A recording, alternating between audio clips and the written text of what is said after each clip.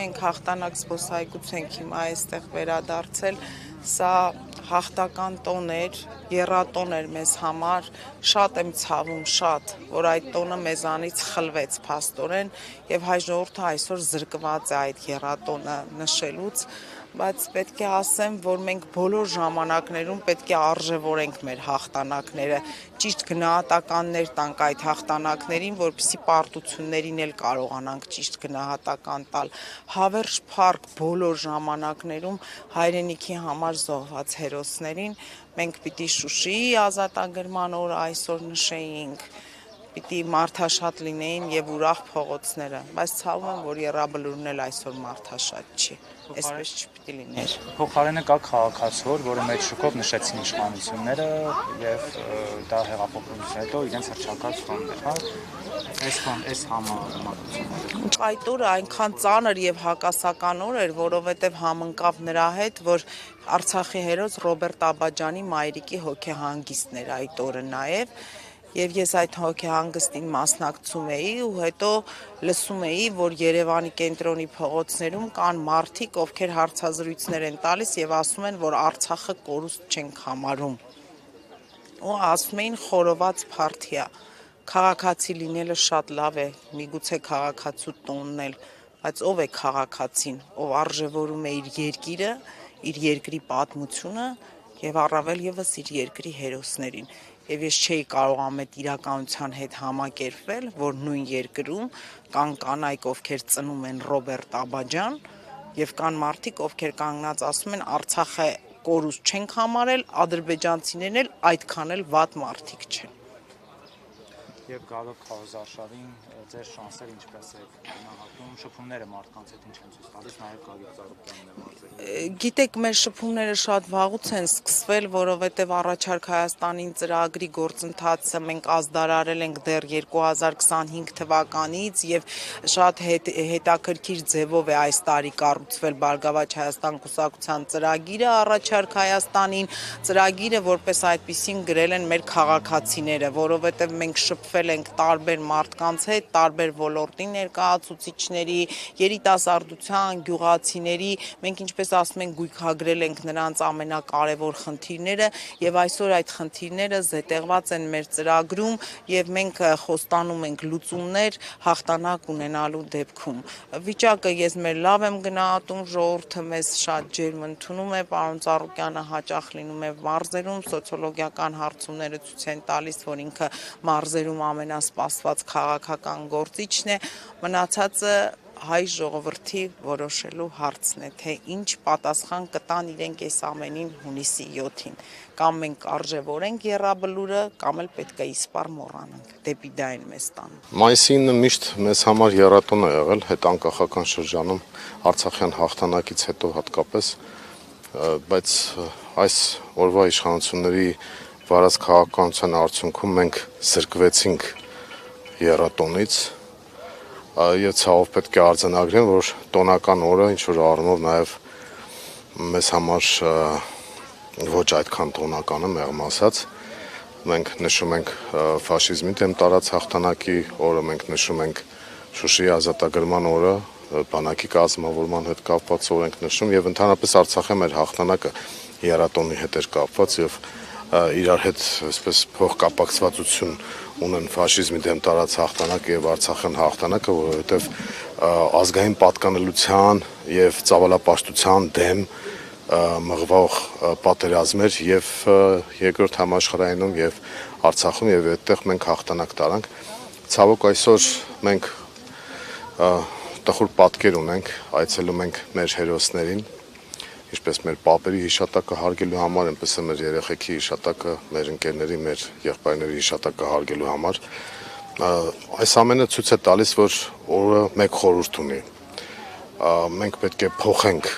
այս իրավիճակը, փոխենք այս քաղաքականությունը, որպեսզի երրորդ ցեղասպանությունից խուսափենք։ Իսկ այն ինչ որ այսօր տեղի է ունենում, դա Հայաստանի իշխանությունների համաձայնությամբ հակահայկական քաղաքականություն է, որը վարվում է Հայաստանի դեմ։ Այս առումով մենք կոչ ենք անում մեր հանրությանը ակտիվ լինել եւ իրենց քաղաքական ու քաղաքացիական դիրքորոշումը ցույց տալ։ Նիկոլ Փաշինյանն էլ իր գրառումում որևէ ձև չի անդրադարձել Արցախին, Շուշիի ազատագրմանը, փոխարենին նշել է, որ 26 թվականի մայիսին նշում ենք Հայաստանի եւ Ադրբեջանի միջեւ հաստատված խաղաղության պայմանը։ Նիկոլ Փաշինյանը վաղուց է թուրք-ադրբեջանական օրակարգով առաջնորդվում, ինքը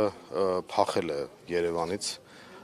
գնացել է, հայտնվել է Սյունիքում դիտմամբ, ես ենթադրում եմ, որպեսզի հարգանքի տուրք չմատուցի։ Եթե հիշում եք, նոյեմբերի 9-ից հետո 2020 թվականի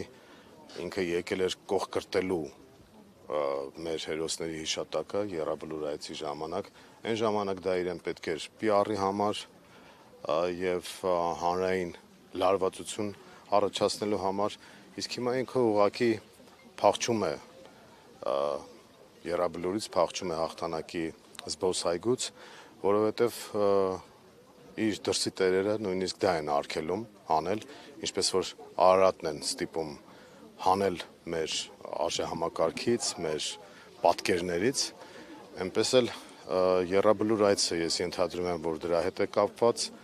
որ ինքը չի կարողանում իրականացնել եւ հեռու չէ այն օրը, որ մեր պատերազմն անցած հերոսներին այս իշխանությունը այս քարոզարշավի ընթացքում շատ մեծ հավանականությամբ կարող է հռչակել որպես ազգի թշնամիներ, բայց այս ամեն ինչ այս մի ամսվա ընթացքում պետք է այս մղձավանջը վերացնել եւ թույլ չտալ, որպեսզի դա շարունակվի, որովհետեւ հաջորդ քայլը արդեն մեր բոլոր հերոսներին, այսպես ասած զինվորականներին կոչումազրկելն է, շնորհազրկելն է, նրանց վարկաբեկելն է, այս իշխանություններից ամեն ինչ սպասելի է, այնպես որ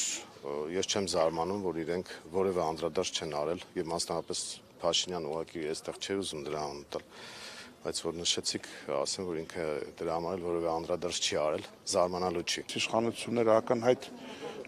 թուրքական տեղապահներ են,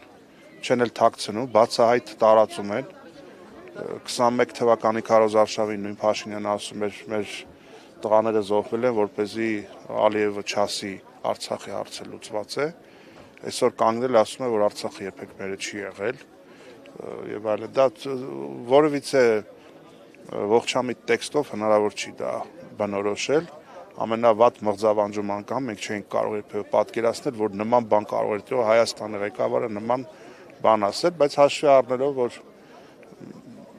օրինակի համար 21 թվականի փետրվարից, երբ որ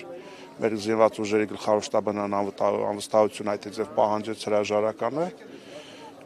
դրանից հետո թուրքերը բացահայտ սատարեցին նրան, ընդհանուր մինչև սպառնալով, որ կարող է զորք մտցնել Հայաստան, եթե այդ հողի վրա տեղի ունենա իշխանափոխություն, ուղղակի այս տեղեկատվական հարահոսի մեջ դա մոռացվել գնացել է, բայց 21 թվականի փետրվարից Հայաստանը ունի թուրքի բաց իշխանություն։ Դրանից բխող բոլոր հետևանքներով Մասիսարը լավը չի, զինանշանը լավը չի, անկախության հռչակագիրը լավը չի, իրենք եկել են այս ամեն ինչը ժառանգություն ընդունելով փոխանակ լավը զարգացնեն, արատավորը վերացնել, իրենք լավը ոտնատակ են տվել, արատավորն է զարգացրել։ Եվ այստեղ է, որ պիտի ասենք, որ այս իշխանությունները, որ իշխանություն են եկել օբյեկտիվ կուտակված դժգոհությունները բարձրաձայնել շահարկելով, հետո սկսեցին մարդկանց ավանել Պողոս, հետո ոմանք լկտիացան, ասեցին համբալ, հիմա արդեն իրեն թուրքական տեղապահ Փաշա է պատկերացնում Փաշինյանը, եւ ես ինքս գոնե այս ընտրարշավին առաջնորդվում եմ ոչ Պողոսացմանը, ոչ համբալացմանը եւ ոչ Փաշայացմանը կարգախոսով։ Այս ընտրությունները ոչ թե լինելու են ուղղակի ընտրություն, թե որ քաղաքական ուժը կկառավարի, այլ առհասարակ Հայաստանի Հանրապետությունը հայկական ինքնությունով ազգային փոքրամասնությունները ներառյալ իհարկե։ Արդյոք կշարունակի գոյություն ունենալ, թե կդառնա ինչ-որ թուրք-ադրբեջանական բուֆեր եւ պետք է հուսավ ժողովրդի մոտ ողջամտությունը կբավականացնի եւ ոչ մի բլեֆների, քարոզչական ինչ-որ կեղծիք մանիպուլատիվներ դրվագների չեն տրվի եւ սառը սթափ գլխով ընտրություն կկատարեն, իսկ ընդդիմադիր ուժերն պարտավոր են բացահայտ անկեղծ խոսել մեր երկրի արչև կանգնած ծառացած թե ներկա մարտահրավերների, թե անցյալից իներցիայով եկած արատների մասին եւ ամենակարևորը ապագա Հայաստանի տեսիլքը այնպես մատուցեն շատ կոնկրետ ուղղություններով։